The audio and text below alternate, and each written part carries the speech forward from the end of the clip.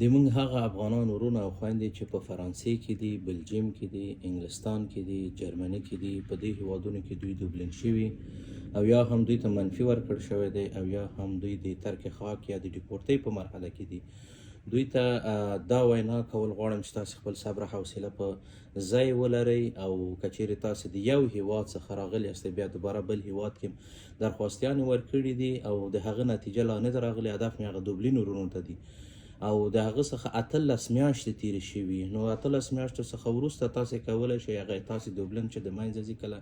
نو تاسې دوباره د اصیل درخواست ورکولی شئ. یعنې په دې معنا که چیرې تاسې منفي هم ترلاسه کړي نو خپل هغه پروسه او هغه خپل زحمت د لاسه مه ورکوئ، بیا بل هیواد ته مه ځئ، هغه تکمیل کړئ، اعتراض ورباندې وکړئ تر محکمې پورې، بیا ستره محکمې پورې تاسې کولی شئ خپل اعتراضونه ولرئ. کله چې دغه تکمیل شو بیا د هغې نه وروسته که چیرې خدای مه کړه تاسو ته دا 3 مرحلې بیا هم منفي ورکوي، نو تاسې بیا د دې حق لرئ چې دوباره درخواست ورکوي د پناهندګۍ لپاره، ځکه هغه ستاسې د دوبلن میعاد چې ده هغه د منځه دي د 18 میاشتو څخه وروسته. او هغه ورونه چې په قانوني اسنادو باندې راځي، مثلا په ویزو باندې کله چې دوی درخواست ورکړي، شپې ما ډېر کومنټونه ولوستل او په هغې کې دغه ډېر موضوعات ما وغوښتل چې دغه ویډیو تاسو سره شریک کړم. کله چې تاسې په قانوني ویزه راځئ اروپا ته او تاسې بیا په مجرد چې رسیږئ بیا د پناهندګۍ درخواست ورکوئ، دا هم که چیرې تاسې مثلا د ایټالیا ویزه اخیستې بیا راشئ جرمني کې درخواست ورکوئ، دلته هم د دوبلین قانون تطبیقیږي او تاسې مستقیم بیرته لیږي هغه ته ایټالیا ته. او که چیرې تاسې هغه د قانوني ویزې میعاد ختم شي او د هغه څخه 6 میاشتې نور هم تیرې شي او بعد د هغې نه تاسې راځئ هر هېواد ته چې تاسې د اروپا بیا درخواست وکړئ، هغه د دوبلین مرحله یې بیا ورباندې نه تطبیقیږي. نو دا موضوع په نظر کې تاسې ولرئ. او هغه ورونه چې ډېر زیات جګرخونه دي او هغه خویندې چې دوی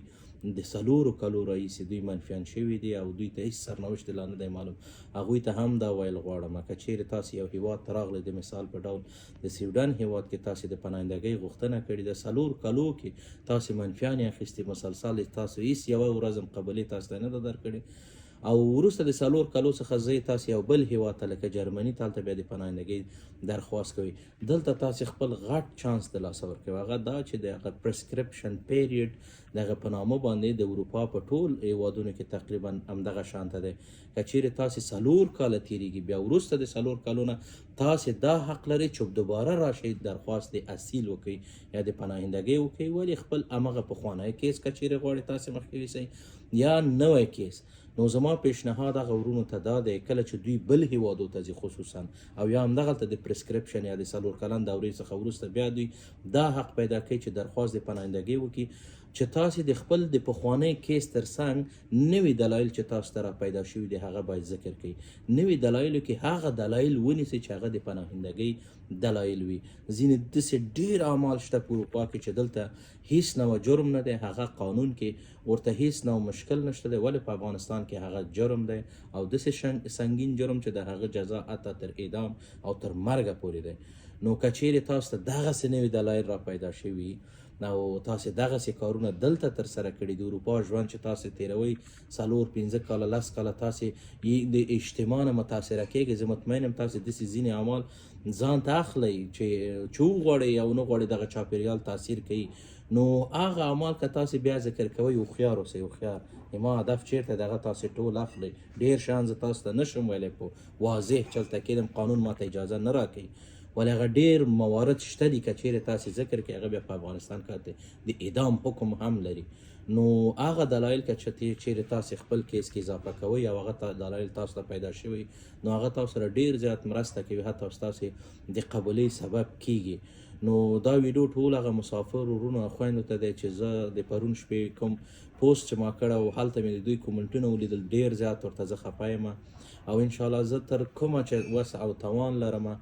زه کوشش کوم چې دغه د خیر او د نیک کار کې زه هم شریک اوسم او